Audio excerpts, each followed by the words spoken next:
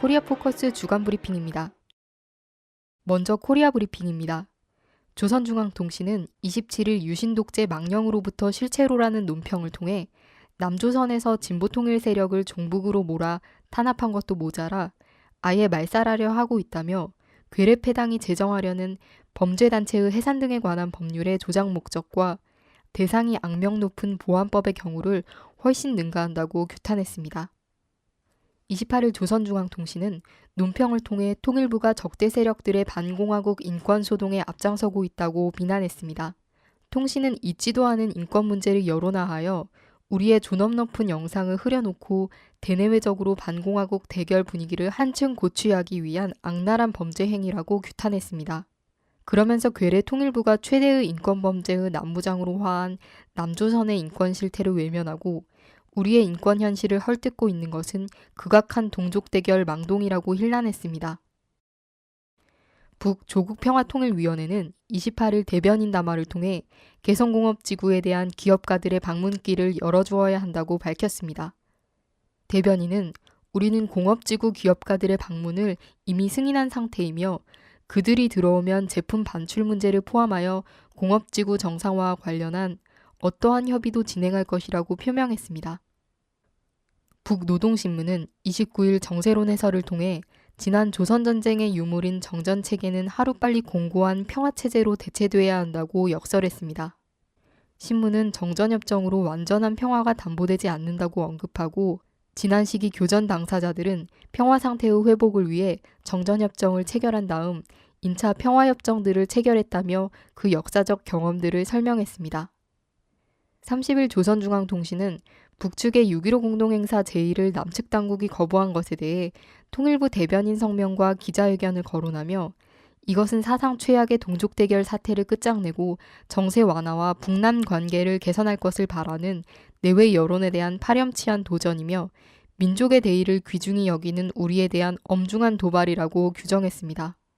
이어 공동행사 등을 통하여 혈연의 정이 이어지는 과정이라면 남조선 당국자들이 운운하는 개성공업지구 운영 정상화 문제를 비롯한 문제들도 자연히 풀리게 되어 있다고 강조했습니다.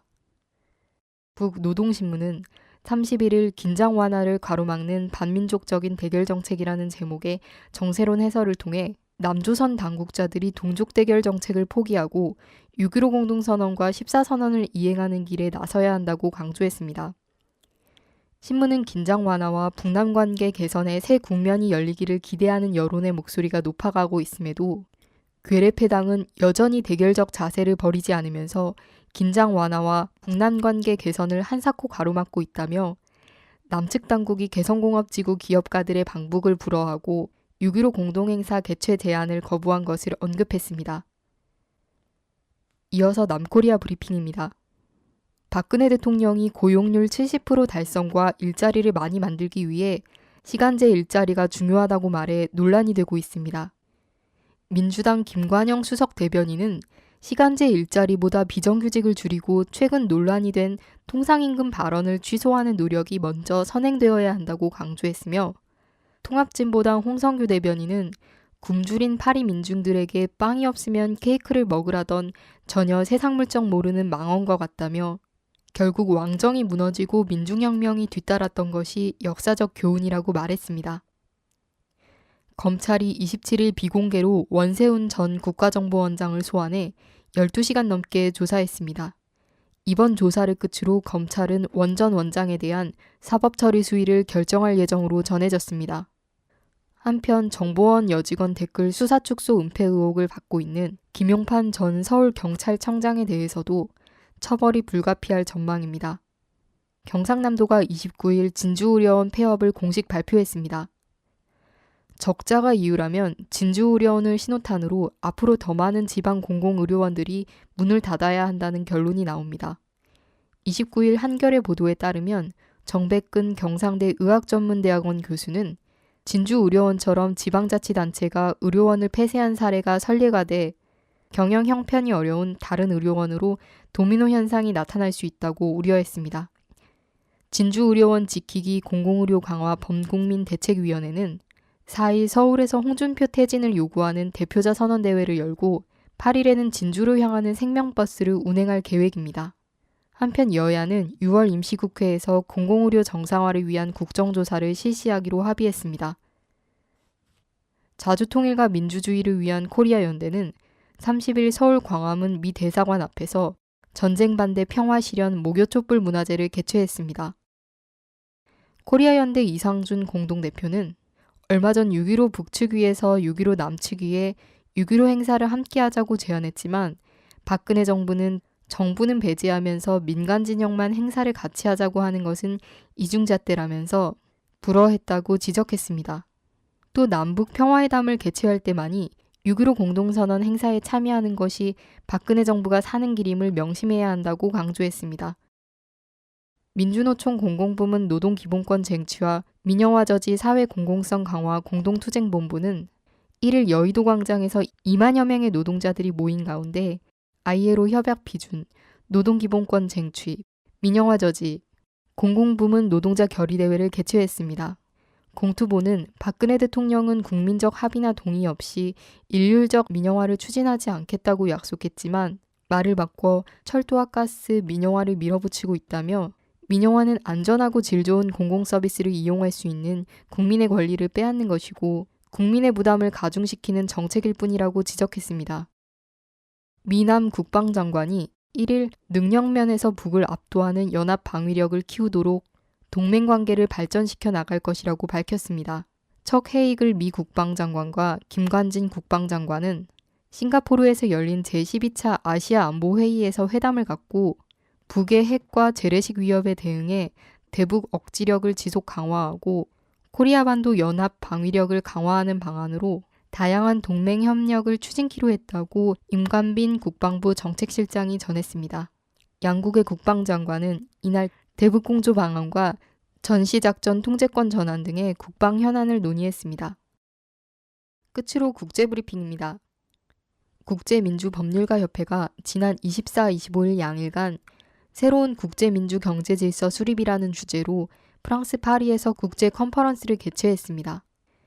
이번 컨퍼런스에서는 정치와 경제, 철학과 역사를 통해 현 시대의 경제 질서를 심층적으로 분석하고 제국주의와 신자유주의에서 일반화, 금융화, 세계화된 초국적 자본에 의해 침해된 법률 및 국가주권, 그리고 민중들의 인권에 대한 문제점들을 지적하고 그 대안으로 새로운 국제민주 경제질서 확립을 내세우며 이에 대한 구체적인 방법론을 찾기 위한 폭넓고 내실 있는 논의와 치열한 토론이 진행됐습니다. 미국 정부는 올 들어 북의 3차 핵시험과 조미 간 군사적 대결에도 불구하고 북을 테러지원국 지정 대상에서 또다시 제외했습니다.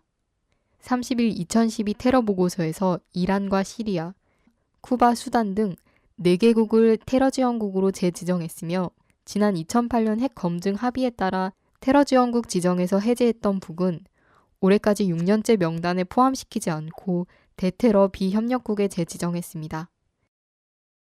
라오스 외교부는 5월 31일 라오스와 중국 국경 지역에서 지난 10일 체포된 11명 가운데 9명은 14살에서 18살의 북코리아 국적자이며 2명은 남코리아 국적자로 인신매매를 자행했다고 밝혔습니다.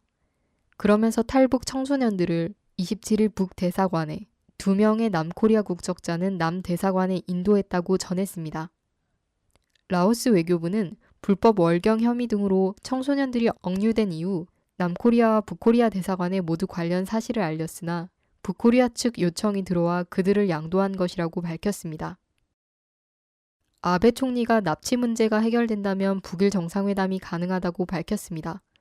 아베 총리는 29일 TBS TV와의 인터뷰에서 김정은 제1비서에 대해 납치는 부친이 한 일로 기본적으로 납치 행위와 관계가 없다며 새로운 시대의 지도자로서 올바른 일을 한다는 결단을 할 수 있을 것이라고 생각한다고 밝혔습니다.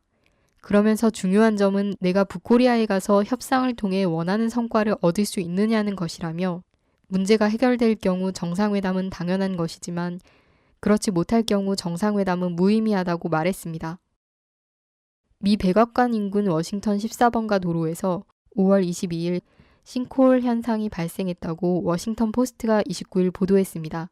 싱크홀은 갑자기 땅이 꺼지는 현상으로 일반적으로는 지하 암석이 용해되거나 지하 동굴이 붕괴되면서 나타나는 것으로 올해 미국에서는 한 달에 한 번꼴로 싱크홀 현상이 나타났습니다. 미 중남부 지역 토네이도 피해가 확산되고 있습니다. 미 오클라호마 주 당국은 1일 토네이도로 인해 최소 9명이 사망하고 100여 명이 부상당했다고 밝혔으며 오클라호마, 일리노이, 미주리주에서 약 20만 가구가 정전됐습니다. 지난달 20일에도 오클라호마 시티 등의 토네이도가 불어 24명이 사망하고 수백여 명이 부상당한 바 있습니다. 코리아 포커스 주간 브리핑이었습니다.